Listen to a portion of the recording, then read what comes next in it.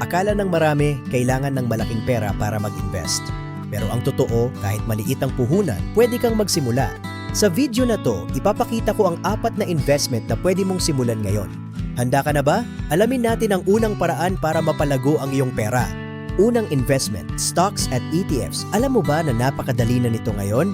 Hindi mo kailangang bumili ng buong kumpanya para maging investor. Kahit 500 pesos lang, pwede ka nang magkaroon ng shares sa malalaking kumpanya. Ang ETFs naman ay parang isang basket ng iba't ibang stocks para mas safe ang iyong pera. Tip, mag-invest long-term, huwag magmadali at hayaan ang oras na magpalago nito. Mahalaga ring mag-aral muna bago pumasok, huwag basta-basta sumunod sa uso. Maraming apps ngayon na lisensyado ng SEC na pwede mong gamitin para magsimula. Ang pagiging disiplinado ang sikreto sa stocks. Ituloy natin sa pangalawang option. Pangala, mutual funds at UITF. Ito ay para sa mga taong gustong mag-invest pero busy. Dito, pinagsasama-sama ang pera ng maraming investors para magkaroon ng malaking puhunan. Ang maganda rito, may professionals or fund managers na humahawak nito para sa iyo. Sila ang nagdedesisyon kung saan ilalagay ang pera para masiguradong lalago ito. Perfect ito kung gusto mo ng mas simple at less stress. Hindi mo kailangang bantayan araw-araw. Pwedeng-pwede ka ring magtanong sa iyong paboritong bangko tungkol sa kanilang UITF. Kahit maliit lang ang iyong monthly contribution, unti-unti itong lalaki sa paglipas ng panahon. Ang layunin dito ay consistency. Ngayon, dumako naman tayo sa pangatlong investment.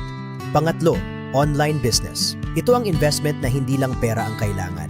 Hindi mo kailangang magkaroon ng sariling produkto para magsimula ng negosyo. Pwede kang mag-resell, mag-dropship, o kaya naman ay maging isang affiliate marketer. Sa ganitong paraan, ang puhunan mo ay hindi lang pera kundi oras, sipag at diskarte. Maraming platforms gaya ng Shopee, Lazada at TikTok kung saan pwede kang magsimula. Ang sekreto dito ay ang paghahanap ng tamang market at pagbibigay ng magandang serbisyo. Maliit lang ang risk dahil hindi mo kailangang mag-stock ng napakaraming items sa bahay.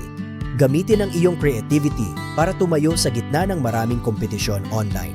Pang-4, ang pinakamahalagang investment sa lahat, ang iyong sarili.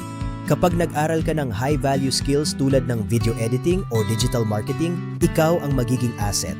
Kahit wala kang malaking pera sa bangko, ang iyong kaalaman ang magdadala sa iyo ng kita. Maraming libreng resources sa YouTube at Coursera kung saan pwede kang matuto ng bago. Ang paglalaan ng kahit 1 oras bawat araw para mag-aral ay malaking tulong sa future mo. Bukod sa technical skills, huwag kalimutan ang communication at networking skills.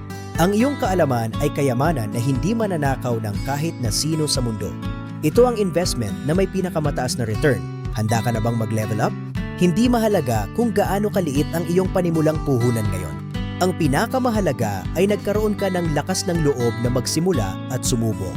Pumili ka ng isa sa 4 na ito, aralin itong mabuti at gawin ito ng may disiplina. Salamat sa panonood. Huwag kalimutang mag-subscribe para sa marami pang tips. Kita Kits!